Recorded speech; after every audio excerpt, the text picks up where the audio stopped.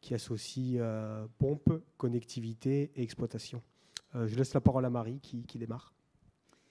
Oui, donc je vous expose le contexte sur lequel on se base en fait pour vous présenter les solutions derrière.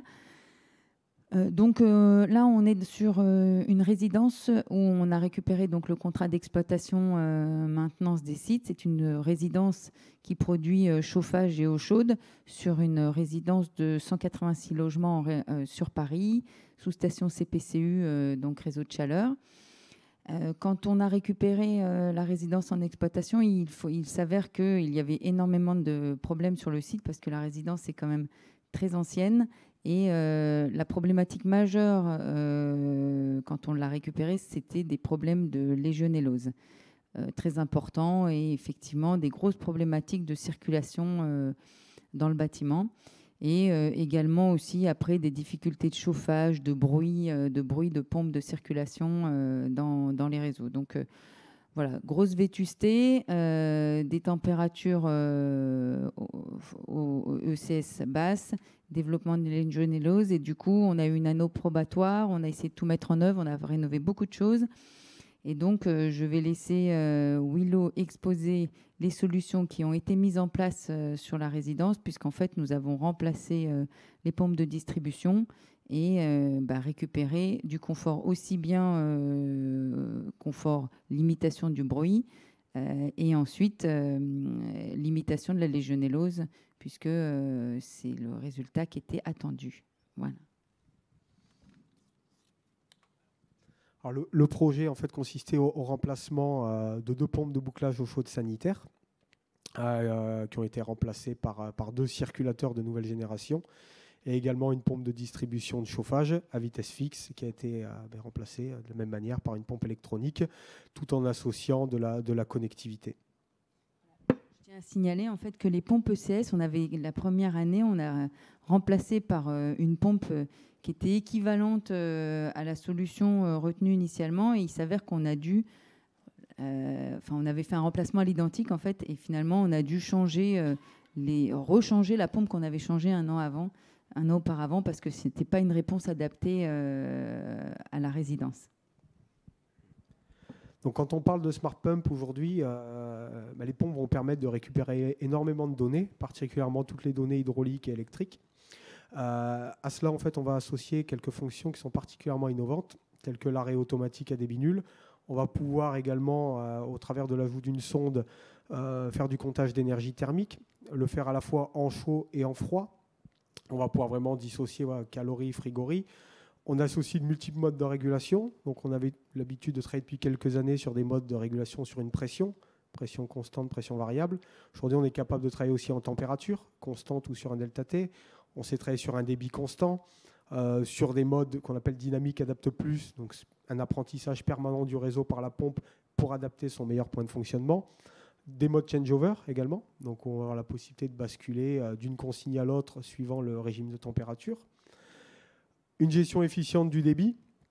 Donc on sait travailler sur un débit minimum, un débit maximum et une adaptation de débit en fonction d'autres pompes. Et bien entendu, tous ces circulateurs et pompes sont entièrement connectés. Alors, concernant la distribution de chauffage, donc ce qu'on voit, c'est que le remplacement de l'ancienne pompe à vitesse fixe par une pompe de nouvelle génération, type Stratos Giga, va permettre en fait le remplacement, l'économie d'énergie, de plus de 50%. Donc, il représente pas loin de 1 000 € par an. Donc, on peut réduire la consommation de pompage. On a pu associer également un comptage d'énergie thermique, des temps de fonctionnement plus faibles. La variation de vitesse, donc le démarrage progressif, permet la diminution du bruit dans les réseaux et une diminution également des pertes en ligne. Vous avez la représentation de cette fonction no-flow stop, qui est la fonction d'arrêt sur débit nul qui a été développée par Willow. L'intérêt de cette fonction, c'est que sur un réseau entièrement à débit variable, le circulateur va pouvoir s'arrêter automatiquement. Donc, ça permet la suppression d'organes de délestage, tels que vannes d'équilibrage montées en retour, bypass ou autres. Donc, la pompe sait automatiquement s'arrêter dès l'instant où le réseau n'est plus en demande.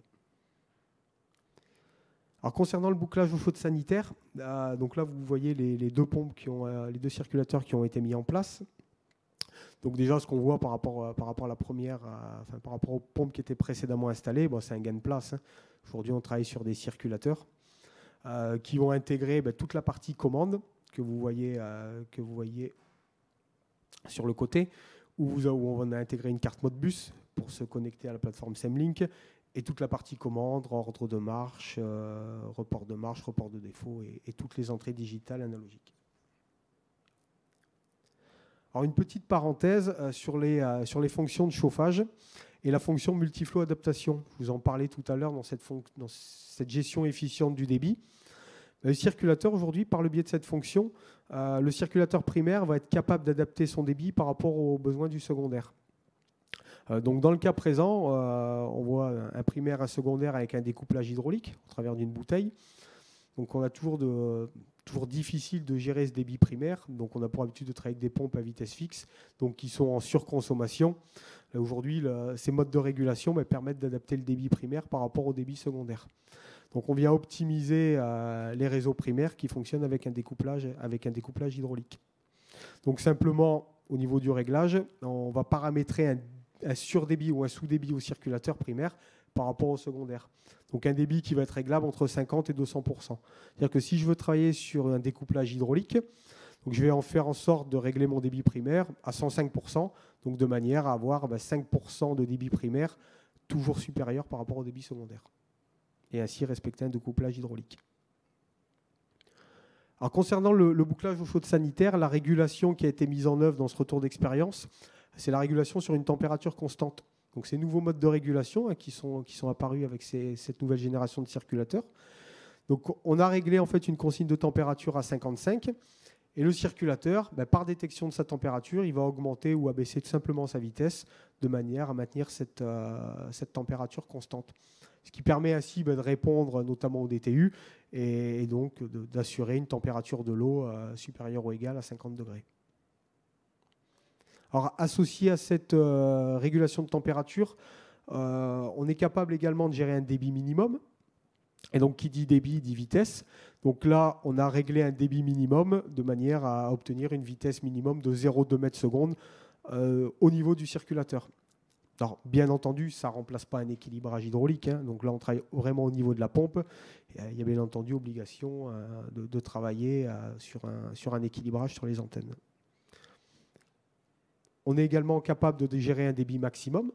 Donc là, on a décidé, alors on était dans une sous-station, enfin dans un sous-sol, où on a mis une vitesse maximum de 1 m/s. Et pour rappel, c'est bien entendu 0,5 dans les antennes. Alors, on visualise la courbe réseau de la pompe.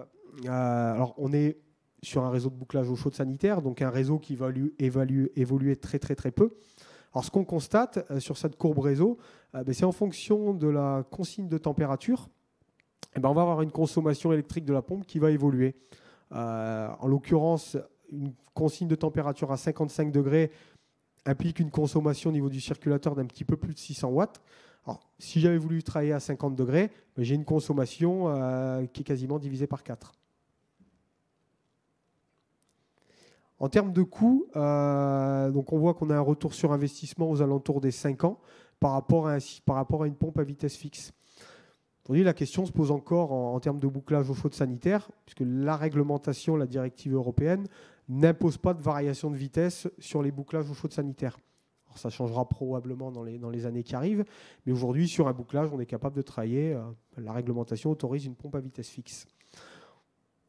La mise en place d'une pompe à vitesse fixe, alors au-delà de tous les avantages qu'on a vus précédemment, une consommation supérieure, et on arrive sur un retour sur investissement finalement à moins de 5 ans en travaillant avec un circulateur électronique. On peut aussi le ramener en termes d'émissions de CO2, et on voit l'impact là des émissions de CO2 entre les deux modèles de pompes. Alors, on l'a interprété aussi en termes de vol aller-retour par passager. Vous voyez qu'avec un circulateur, ça représente 205 vols et on est à plus du double sur une pompe à vitesse fixe.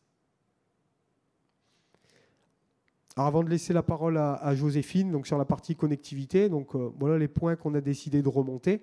Alors, il y a des points qui étaient natifs sur la pompe, les valeurs de HMT et de débit qui permettent de contrôler le fonctionnement, La consommation également, la consommation d'énergie totale et cumulée, les températures du fluide, le compteur de temps de fonctionnement, les codes défauts.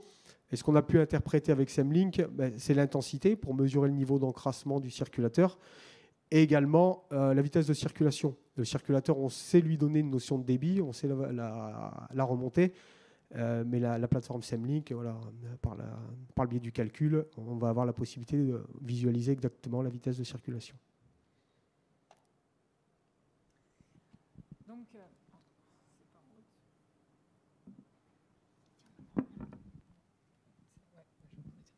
ouais.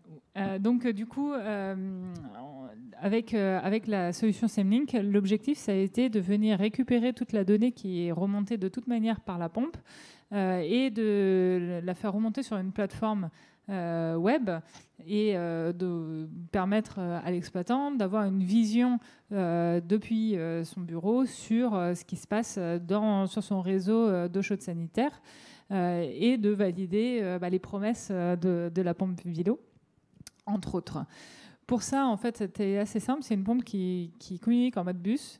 Donc, on a mis un petit capteur mode bus LoRa que vous voyez là, et donc qui permet de communiquer en réseau LoRa. Alors, soit on a de la connectivité partout et à ce moment-là, le LoRa suffit et la donnée arrive sur nos serveurs et puis est ensuite traitée. Soit si on est dans là, je crois qu'on est au -3, il me semble, sur ce bâtiment-là. Et donc, du coup, on a juste mis une petite antenne qui s'appelle une gateway qui permet de venir récupérer au rez-de-chaussée le LoRa et de venir l'envoyer ensuite en 4G sur le réseau. Donc, on n'est pas du tout en filaire et on a une communication qui pose aucun problème.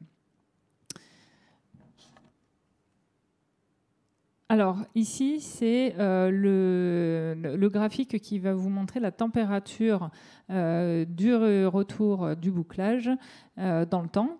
Et on voit que on a finalement une température qui est très stable avec un delta T de à peu près 1 degré.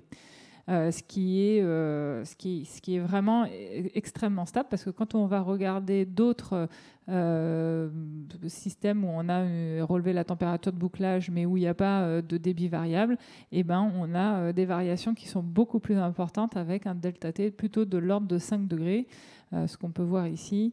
Où là, alors l'échelle varie, mais on est en moyenne sur un delta T de 4, 5, voire 6 degrés sur un fonctionnement classique d'un retour de boucle. Donc ça pose quand même le problème d'avoir une variation aussi importante de la température de consigne de base. Parce qu'évidemment, si on sait qu'à chaque fois qu'on va avoir un puisage, on va perdre de 5 degrés de température, on va plutôt mettre une consigne à 56, 57 pour être sûr que quand on va perdre 5 degrés, on soit toujours au-dessus des 50. Et donc, forcément, on va avoir des consommations d'énergie qui seront plus importantes. Et si jamais on ne met pas cette température de consigne, on a des risques de prolifération de la légionelle puisqu'on va passer en dessous des 50 degrés.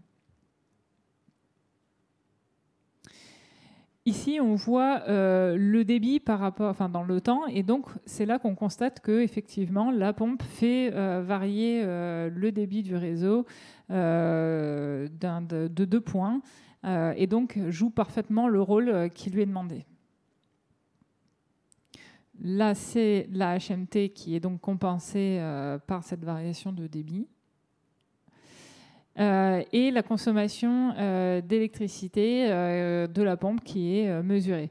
Alors, en théorie, on a aussi la possibilité de mesurer la consommation énergétique hydraulique, mais là, l'une des sondes n'avait pas pu être mise en place et donc on ne l'a pas, mais c'est quelque chose qu'on va mettre en place. Et donc, on va pouvoir mesurer la consommation du bouclage et la comparer à la consommation globale de l'eau chaude sanitaire.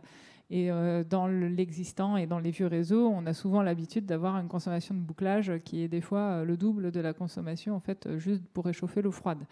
Donc ça va permettre aussi de justifier auprès du maître d'ouvrage des travaux éventuels sur les réseaux, que ce soit dans le meilleur des cas juste un calorifuge et dans le pire des cas le remplacement des réseaux. Et donc, au-delà de cette analyse dans le temps et cette historisation des données, on a développé une petite page qui permet à l'exploitant, d'un coup d'œil, de voir le fonctionnement de son système d'eau chaude sanitaire avec l'état ou le défaut de la pompe. Également, la vitesse pour s'assurer qu'on n'a pas de défauts qui peuvent engendrer du bruit ou une usure prématurée du réseau. Le mode de fonctionnement et puis le temps de fonctionnement, puisque en fait une pompe a un temps de vie et que là on va pouvoir anticiper la durée de vie de la pompe et agir, et puis peut-être la comparer au fur et à mesure des années et savoir si on a réussi à maintenir sa pompe dans un bon état un peu plus longtemps que d'habitude. Et je te relaisse la parole. Donc, effectivement, ce système est vraiment bénéfique. Le contremaître exploitation qui analyse les données, en fait, il est très satisfait de l'interface qu'il peut avoir. En fait, ça lui permet aussi d'avoir un aperçu. À un moment, vous avez pu voir que la température était très basse sur l'ECS, et c'est tout simplement parce que CPCU avait fait une coupure ce jour-là. Donc ça lui permet d'avoir une vraie vision sur ce qu'il se passe sur les réseaux. Donc on a, avec ces systèmes, on a la maîtrise de nos consommations énergétiques, donc la stabilité des températures de boucle ECS. Aujourd'hui, sur la résidence, on n'a plus de problème au niveau de la légionnelle, donc c'est un vrai gain pour la copropriété. Et ça nous permet également, du coup, de se servir de cela en fait comme système de télésurveillance, puisque on peut connaître les dysfonctionnements du réseau et donc sans forcément avoir à mettre en place un outil spécifique. Cet outil-là nous permet parfaitement d'être alerté en cas de dysfonctionnement de notre installation. Voilà, nous en sommes très satisfaits. Je ne sais pas si vous avez des questions éventuelles. Nous sommes à votre disposition pour y répondre.